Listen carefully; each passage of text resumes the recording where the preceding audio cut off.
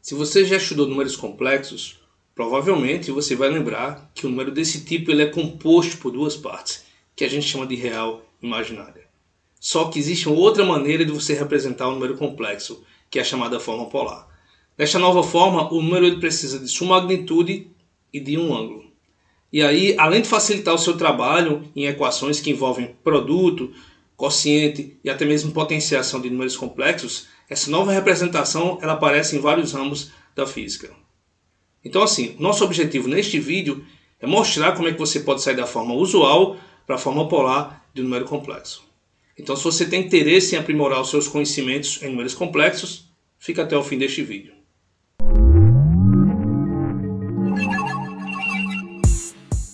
Bem-vindo de volta, meu nome é Jean Spinelli, eu sou professor de Física. Antes da gente começar, eu queria pedir para que você se inscrevesse no nosso canal e também que, se puder, compartilhe esse conteúdo para que esse vídeo chegue a mais pessoas. Então, sem mais delongas, vamos ao que interessa.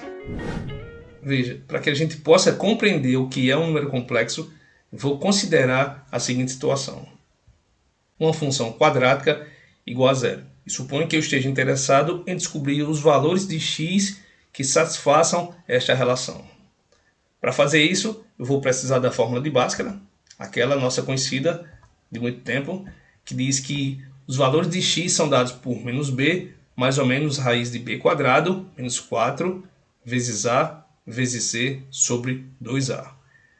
Nesse caso específico, a é o fator que multiplica o x quadrado, vai ser 1, o b que multiplica x vai ser 1 também, e o c, que é o fator independente aqui, não tem nem x quadrado, multiplicado por ele, nesse caso vai ser 5 sobre 2. E aí, substituindo esses valores, que eu acabei de falar na chamada fórmula de Bhaskara, você chega neste número aqui, ou nesses números, que você tem menos 1 mais ou menos, raiz de menos 9 sobre 2. Aqui a gente tem um problema, que é o menos 9. Por que um problema? Quando a gente estuda a raiz de um número, a gente sabe que a raiz de um determinado número vai ser um segundo, cujo quadrado desse segundo número corresponda àquele que está dentro da raiz. Tipo, raiz de 9 vai ser 3, porque 3 ao quadrado corresponde a 9. Mas esse menos? Não existe nenhum número real cujo quadrado resulte em um número negativo. Então, é assim, os números reais eles não são suficientes para expressar esse resultado que a gente encontrou aqui. Então, por conta disso, a gente vai ter a necessidade de definir um número cujo quadrado resulte em um valor negativo. Então, vou fazer o seguinte, vou pegar esta equação, vou reescrever da seguinte maneira. O x vai ser menos 1, mais ou menos raiz de menos 1, vezes raiz de 9, que foi uma forma diferente de escrever esse segundo fator aqui, sobre 2. Raiz de 9 eu sei que é igual a 3, e menos 1 eu vou chamar de i, que é aquele número que quando eu elevar ao quadrado vai dar menos 1. E aí eu consigo expressar esses dois valores de x que satisfazem essa equação como sendo menos meio mais ou menos i, que multiplica 3 sobre 2, onde i vai ser raiz de menos 1, como eu falei. Então é assim, de forma geral, o número complexo ele é dado por x mais y, esse x é a chamada parte real, e i vezes y é a chamada parte imaginária. Lembrando que y vai ser sempre um número real. Quando a gente trabalha com números complexos, também é interessante definir o chamado complexo conjugado, que basicamente é aquele número em que você vai trocar no z o segundo fator aqui, o segundo termo. Vai trocar o sinal do segundo termo. Se for mais, você coloca menos. Se for menos, você passa a ter mais. Outra quantidade que é importante também nessa discussão, nesse tratamento de números complexos, é o chamado módulo, que é a magnitude de um número complexo. Esse número, esse módulo, vai ser dado pela raiz de z estrela, que é esse número que a gente colocou aqui, vezes z, que de forma geral vai ser x mais y. Ao fazer esse produto, levando em consideração que i quadrado é menos 1, você vai chegar justamente nisso aqui. Bom, essa forma de escrever um número complexo é chamada de forma cartesiana. Mas como eu falei, existe uma outra maneira, uma outra forma, que é chamada de forma polar, que algumas vezes é mais conveniente de você trabalhar. Então vamos a ela. Então, para entender essa nova forma de escrever esse número complexo, você precisa compreender antes que o número complexo ele pode ser representado por um ponto em um plano que a gente chama de plano complexo. Neste plano você tem dois eixos, que são equivalentes aos eixos x e y, no espaço R2. O eixo horizontal ele corresponde à parte real do número complexo e o eixo vertical à parte imaginária. Então, o número complexo seria um ponto nesse plano e ele teria duas coordenadas. E essas coordenadas são justamente os valores da parte real e imaginária desse número. Então, você localiza o número complexo como se você estivesse localizando um ponto em um plano cartesiano. Só que, lá no plano cartesiano, você lembra que você pode utilizar um outro sistema diferente das coordenadas cartesianas para localizar um ponto, que são as coordenadas polares. E aqui a gente vai fazer algo semelhante. Eu vou definir dois outros valores para localizar esse ponto no plano. Esses valores são R, que seria a distância, né, da origem, entre aspas, a distância da origem até o ponto, e o ângulo que essa linha faz com o eixo da parte real. Seria esse eixo horizontal. E aí esses números x, y, r, θ, eles podem se relacionar dessa forma aqui. X é r cosseno θ e y é r seno θ, de forma semelhante às coordenadas polares. Se você quiser, você pode ver isso geometricamente. Lembra que cosseno é cateto adjacente sobre a hipotenusa e que o seno é cateto oposto sobre a hipotenusa.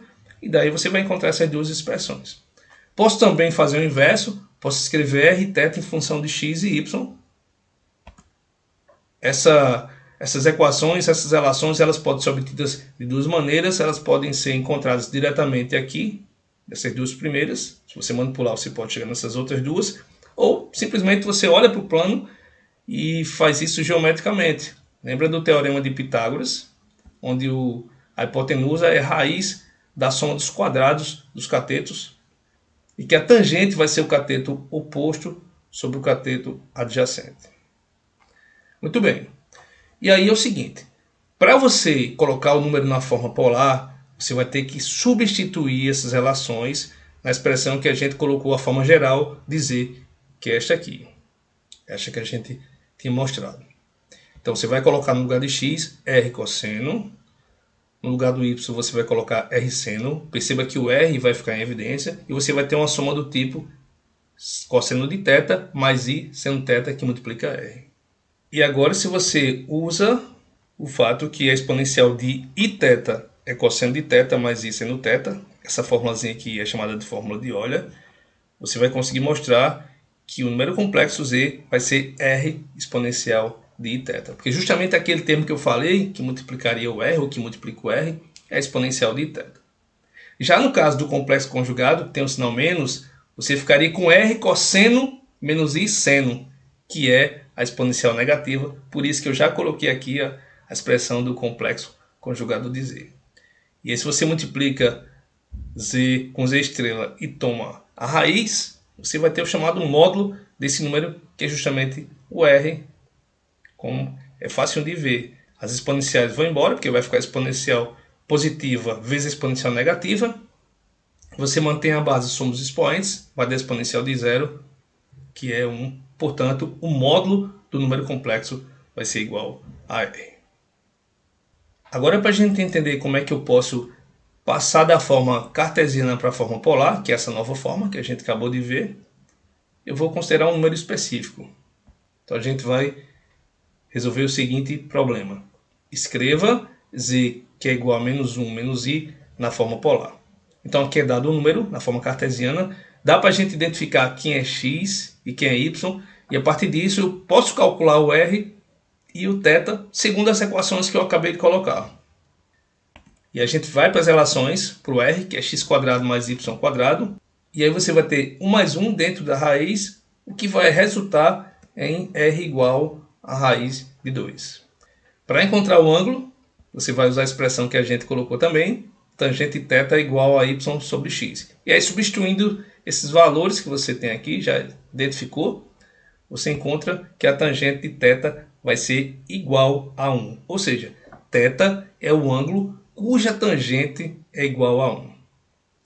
E aí nesse momento você fica pensando, então θ vai ser igual a 45. Se você fizer isso, você vai estar errado. Por quê?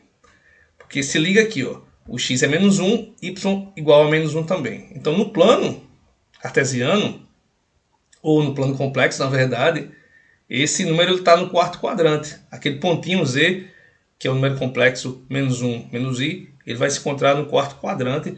Então jamais você vai poder colocar o θ igual a 45. Na verdade vai ser igual a 225, que corresponde a θ igual a 5π sobre 4. Só que assim, se você der mais uma volta, você vai ter o mesmo número. Se der duas voltas, você vai ter o mesmo número. Enfim, se você der n voltas, você vai corresponder ao mesmo ponto. Então você pode falar que o θ vai ser 5π sobre 4 mais 2 vezes nπ, onde esse n vai ser 0, 1, 2, 3 e assim vai.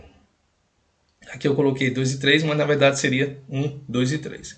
0 seria sem dar nenhuma volta, 1 seria a primeira volta, 2 a segunda e assim vai. E aí, uma vez que você conhece os valores de r e θ, você pode usar a expressão que representa o número complexo na forma polar. Aqui está o r, raiz de 2, e aqui está a exponencial de i θ. Aqui está o valor de θ, como a gente acabou de falar. Eu posso ainda escrever essa exponencial como sendo o produto de duas, exponencial de 5π sobre 4 vezes exponencial de i 2nπ. Só que essa segunda exponencial aqui ela vai ser 1. É só você olhar isso na fórmula de Euler. Vai ficar cosseno de 2nπ, que é 1, mais i seno de 2nπ, que vai dar 0. Então, de fato, a exponencial vai ser 1. E aí, no final das contas, o seu número z vai ser expresso dessa maneira aí. Ou seja, esse camarada aqui, que é dado na forma cartesiana, na forma polar ele vai assumir essa expressão aqui. Então, é assim, você pode pegar qualquer número e proceder dessa maneira aí. Beleza? Eu queria chamar a atenção também de você que, se você conhece o número na forma polar, é possível também construir esse número na forma cartesiana. Só que agora você deveria identificar o θ e o r, e a partir das relações que definem x e y em função de r e θ, você encontraria x e y naturalmente. Se gostou do vídeo, deixa aí o seu like, comente, compartilhe, e se ainda não se inscreveu no nosso canal, faz isso agora, por favor. Um abraço, até a próxima.